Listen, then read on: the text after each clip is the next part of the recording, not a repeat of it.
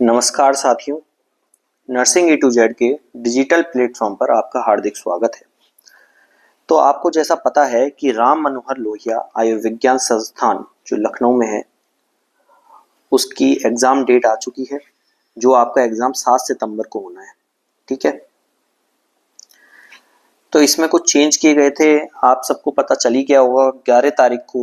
11 अगस्त को इसमें एक नोटिफिकेशन आता है इनकी तरफ से, और ये बोलते हैं कि जो एग्ज़ाम है अब वो 2 स्टेजेस में होगा। पहले इन्होंने बोला था अपने पुराने नोटिफिकेशन में कि कॉमन रिक्रूटमेंट टेस्ट होना है, मतलब एक ही एग्ज़ाम होना है। लेकिन अभी ये बोलते हैं कि 2 एग्ज़ाम होगा, एक स्क्रीनिंग एग्जामिनेशन होगा, एक मेंस एग्जामिनेशन होगा। ठीक है, तो जो स्क्रीनिंग एग्जामिनेशन और मेंस एग्जामिनेशन इन्होंने किया है, क्या इसका जो एग्जाम पैटर्न है वो सीआरटी के सेम रहने वाला है? तो इन्होंने यहाँ पर ये बोला है कि क्या बोला है, तो अगर हम पढ़ें कि all candidate are hereby informed that recruitment for the post advertise by the above advertisement shall be conducted 2 stage. तो screening examination and main examination 2 होना है। ठीक है, और जो स्क्रीनिंग एग्जामिनेशन में जो बच्चे पास होंगे उन्हीं का केवल मेन एग्जामिनेशन होगा।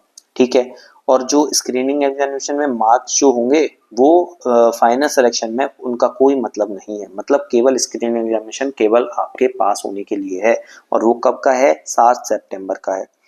इसी के साथ साथ दुविधा की घड़ी ये है कि 14 सितंबर का एक नॉर्सेट का भी एग्जाम है। ठीक है, इसका जो सिलेबस है, एग्जामिनेशन पैटर्न है, वो कैसा रहने वाला है? जहां जो पहले मेंशन किया गया था, मतलब 40 क्वेश्चंस जो हैं आपके नॉन नर्सिंग के रहने वाले हैं, और 60 क्वेश्चन आपके रहने वाले हैं किसके? नर्सिंग के सब्जेक्ट के। अब ये दिक्कत हो जाती है कि ये 40 क्वेश्चंस की तैयारी करें या ना करें। तो देखो, नोटिफिकेशन आपने और पढ़ लिया होगा। अगर आपको और नोटिफिकेशन के बारे में जानना है तो आप यहाँ पर ये देख सकते हो कि 7 तारीख को है आपका एग्जाम। सिंगल शिफ्ट में आपका एग्जाम होना है, ये खुशी की बात है, क्योंकि कम से कम नॉर्मलाइजेशन के चक्कर में तो आप नहीं फंसोगे। दूसरा, रिपोर्टिंग टाइम क्या है वो देख लेना, बिल्कुल एग्जाम पर टाइम से पहुंचना है बच्चों। एग्जाम बिल्कुल करना है, बिल्कुल तरीके से कपड़े पहन के जाने। कोई भी एंड टाइम पर ऐसी चीज नहीं होनी चाहिए जिससे कि आपका माइंड खराब हो और आपका एग्जाम जो है बिगड़ जाए। इसके अलावा जो इसका पुराना आप अगर बात करो कि जो आप इसका पुराना अगर हम देखें नोटिफिकेशन जो 2024 में आया था, उसमें अगर बात करें कि यहाँ पर क्या रहने वाला है, तो आरक्षण की अगर बात करेंगे तो आपको पता ही है कि जो यूपी के लोग हैं उन्हीं का केवल ओबीसी का सर्टिफिकेट, ईडब्ल्यूएस का सर्टिफिकेट और जो एससी एसटी है वो लगने वाला है। बाकी अदर स्टेट जो है एज अ जनरल काउंट होंगे। ठीक है, ये आपको पता है। बाकी आरक्षण का आप देख सकते हैं। इसके अलावा कॉमन रिक्रूटमेंट टेस्ट की बोला था जो नहीं होना है, लेकिन सिलेबस यही रहना है, मतलब 60 मार्क्स की सब्जेक्ट रिलेटेड रहेगा, मतलब नर्सिंग का रहेगा। उसके अलावा ये 10 की इंग्लिश, 10 जनरल नॉलेज, रीजनिंग और मैथमेटिकल्स एप्टीट्यूड रहने वाले हैं, जैसा कि एसजीपीजीआई के एग्जाम्स में भी होता है और केजीएमयू के एग्जाम में भी सेम सिलेबस जो है आता है। तो देखो, तैयारी करने का मेरे अनुसार सबसे बढ़िया ये तरीका रहेगा कि आप अपना ध्यान सारा नर्सिंग पे दीजिए। अभी तो बोलोगे कि ये 40 क्वेश्चंस, तो देखो अपने को स्क्रीनिंग टेस्ट में केवल पास होना है, और मैं ये मान के चलता हूँ जो बच्चा 50% से ऊपर चला गया वो पास होगा, और 50% लाना अनिवार्य है आरएमएल के एग्जाम में। किन बच्चों के लिए? जो अनरिजर्व्ड हैं या ईडब्ल्यूएस कैंडिडेट हैं। तो जो यूपी के बच्चे हैं उनको तो केवल यही पार करना है, और वो जो है स्क्रीनिंग टेस्ट तो कर जाएंगे क्लियर। बाकी जो बच्चे अदर स्टेट के हैं वो मान लो 55 और या फिर 60 के बीच कहीं पे स्टैंड करने वाले हैं। ठीक है, और या फिर हो सकता है वो भी 50 क्रॉस करते ही स्क्रीनिंग टेस्ट में तो पास हो ही जाएंगे। तो आप अगर नर्सिंग में ध्यान देते हैं तो पहली बात आप याद मान के चलिए 60 में से 40 नंबर आप नर्सिंग में से लेके आ सकते हैं, क्योंकि ये एग्जाम जो होते हैं वो उसमें नर्सिंग का जो क्वेश्चंस होते हैं उनका लेवल इतना नहीं होता, लेवल का नॉट सेट लेवल का नहीं होता, थोड़ा कम होता है, तो आप आराम से लेके आ सकते हो। दूसरी बात बची नॉन नर्सिंग की, तो मेरा मानना यह है कि नॉन नर्सिंग पे इतना ध्यान नहीं दिया जाए कि आप केवल मैथ के लिए अपने 3 दिन रीजनिंग के लिए 3 या 4 दिन आप अपने पूरे पूरे बिगाड़ो, क्योंकि ये आपका बहुत ही सुनहरा टाइम है। नॉर्थ सेट के लिए भी पढ़ना है आपको, आपको आरएमएल के लिए नर्सिंग का भी पोर्शन करना है। तो मेरा मानना ये है केवल बेसिक्स पढ़े जाएं और एक ही दिन में पूरी मैथ, रीजनिंग एंड इंग्लिश और जीके जो पढ़ना है वो पढ़े, ठीक है।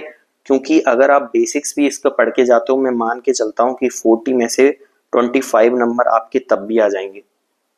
और आप 3-3 दिन लगा के पढ़ोगे तो भी आपके कितने नंबर आएंगे, लास्ट 30 नंबर आएंगे, ठीक है। अब आप बोलोगे बेसिक्स, तो हम देखते हैं कि कौन कौन से टॉपिक्स जो होते हैं वो जरूरत होती है किसके लिए पढ़ने की, मैथ में और रीजनिंग में और एक इंग्लिश में। देखो, पहली बात ये याद रखना, अगर हम बात करें जीके की बात करते हैं अगर पहले, तो जीके में आप यूपी की जीके थोड़ी पढ़ना, जिसमें आप यूपी का क्या होता है, राज्य वृक्ष कौन सा है, राज्य पुष्प कौन सा है, इनके बारे में आप थोड़ा सा जानना।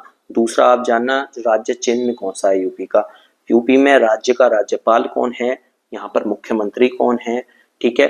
यहाँ पर कितनी जिलों की संख्या है, क्षेत्रफल में कौन सा स्थान है यूपी का, या फिर जनसंख्या में कौन सा स्थान है यूपी का। ऐसे क्वेश्चन जो होते हैं जनरल नॉलेज के क्वेश्चन, वो आपको पढ़ने, इसके अलावा आपको कुछ नहीं पढ़ना है इसमें, ठीक है। आप अगर बात करें इसके अलावा और जीके जो आती है, अगर मान लो इंडिया लेवल की आपको जीके पढ़नी है करंट में, तो आप पढ़ सकते हो एक्सियम 4 के बारे में, आप पढ़ सकते हो अभी हमारे उपराष्ट्रपति जी हैं, उन्होंने क्या दिया था, उन्होंने इस्तीफा दिया, तो क्यों दिया, हेल्थ रीजंस की वजह से दिया। कौन थे उपराष्ट्रपति, पहले उपराष्ट्रपति कौन थे।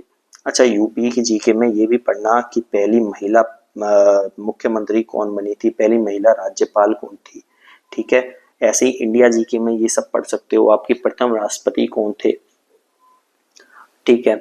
तो ये आप बेसिक बेसिक क्वेश्चन है आप जो है जीके में डाल सकते हो।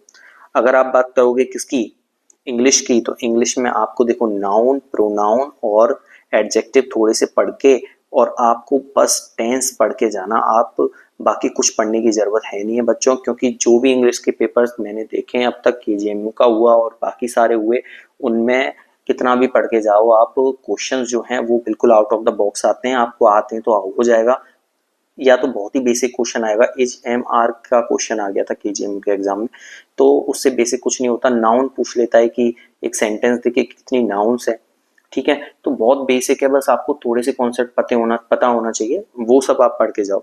बाकी बची मैथ और रीजनिंग। मैं मान के चलता हूँ मैथ 3 आवर में मैथ के जो बेसिक कॉन्सेप्ट हैं, जिससे आप करीब 10 में से 8 से 9 क्वेश्चन आप कर लोगे। अगर पैटर्न जो है वो केजीएमयू के लेवल का रहा, उस लेवल का अगर स्तर रहा मैथ का, और अगर रीजनिंग का रहा, तो रीजनिंग में भी मैं 3 आवर से ज़्यादा जो है आपका नहीं बोलता हूँ कि होगा, ठीक है। तो इसकी क्लास हम सोच रहे हैं कि इसी प्लेटफॉर्म पर मैथ की, रीजनिंग की, आपके बेसिक्स की क्लास डालें, इंग्लिश की क्लास डालें, जो क्लास टोटल करीब करीब 9 आवर्स में ख़त्म हो जाएगी, जिसमें आपको सारे बेसिक कॉन्सेप्ट बताए जाएंगे, ठीक है। और उनसे रिलेटेड थोड़े से जो प्रीवियस ईयर में जो क्वेश्चंस आए हुए हैं, आरआरबी, ईएसआईसी, इनमें ही आते हैं। नॉन नर्सिंग के ज़्यादातर जो, अगर बात करें, थोड़े टफ क्वेश्चन भी आते हैं, तो वो कराए जाएं। तो आपको बस एक राय देना चाहता हूँ कि एसएससी लेवल की मैथ करने ना बैठ जाना। ट्रिक्स एंड टिप्स वाली जो मैथ होती हैं, जो टाइम बचाती हैं, वो करने की कोई ज़रूरत नहीं है, क्योंकि 2 घंटे का टाइम आपको मिलेगा। टाइम मैनेजमेंट कैसे करना है, देखो मैं अपना तरीका बताऊं, मैंने क्या किया था कि नर्सिंग जो है सबसे पहले की, ठीक है। नर्सिंग को आप ज़्यादा टाइम नहीं दोगे, ठीक है, क्योंकि 60 क्वेश्चन है, आप एक बार एक गो में 30 क्वेश्चन निपटा सकते हो, मतलब 30 मिनट में एक बार रीडिंग इनकी कर सकते हो।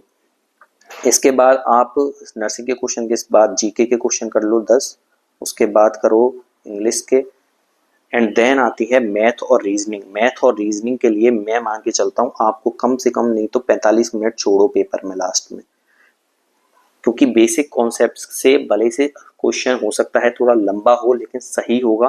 आप अगर 45 मिनट छोड़ोगे आराम से हो जाएगा, थोड़े कम हो तो भी कोई दिक्कत नहीं है, ठीक है। तो ये बिल्कुल आपकी स्ट्रेटजी रहनी चाहिए। ज़्यादा फोकस आपको नर्सिंग पे ही करना है, क्योंकि नॉर्थ सेट बहुत इंपॉर्टेंट है आपके लिए। आरएमएल का केवल स्क्रीनिंग एग्जाम है, स्क्रीनिंग एग्जाम में 50% नंबर लाना कोई बहुत बड़ी बात नहीं है। मैं आपको ये बोल सकता हूँ कि अगर हम आपके ये क्लासेस लेते हैं मैथ, रीजनिंग और इंग्लिश की, तो आपके 25 नंबर नॉन नर्सिंग में जो है आ जाएंगे। ठीक है, तो बिल्कुल इस चैनल पे बने रहिए ताकि हम जब क्लास डालेंगे और उसका भरपूर फ़ायदा उठाइए। बाकी हम बात करेंगे यूपी के और इंडिया के जो बेसिक क्वेश्चंस होते हैं जो पूछ सकते हैं, जैसे राज्यपाल का नाम पिछली बार पूछा था, और बाकी राज्य वृक्ष, राष्ट्रीय पशु, ये करेंसी कौन सी चलती है, थोड़े बहुत देशों की करेंसी की बात कर लेंगे जो अभी न्यूज में रहे हैं देश। ठीक है, तो ऐसे क्वेश्चन जो हैं उनकी भी हम वीडियो बनाने का 7 तारीख से पहले पहले बहुत प्रयास करेंगे। ठीक है, इस चैनल पे बने रहिए, बाकी अच्छे से तैयारी कीजिए, इधर उधर ध्यान मत दीजिए। आपका गोल्डन पीरियड चल रहा है, बिल्कुल कहीं भी ध्यान नहीं देना है, बिल्कुल परेशान नहीं होना है। ठीक है बच्चों, धन्यवाद।